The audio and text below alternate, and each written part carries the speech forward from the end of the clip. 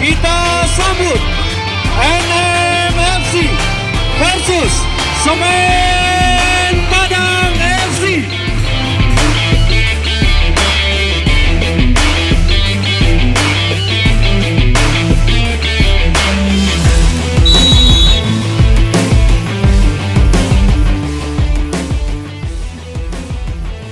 Proses gol sangat bagus, bila nampak, tapi masalah transisi yang sering agak lambat.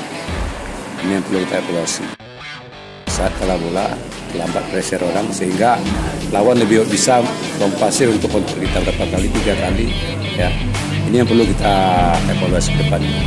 Jelas tujuan kita tercapai, kita pindah latihan tapi dapat dicoba di sini.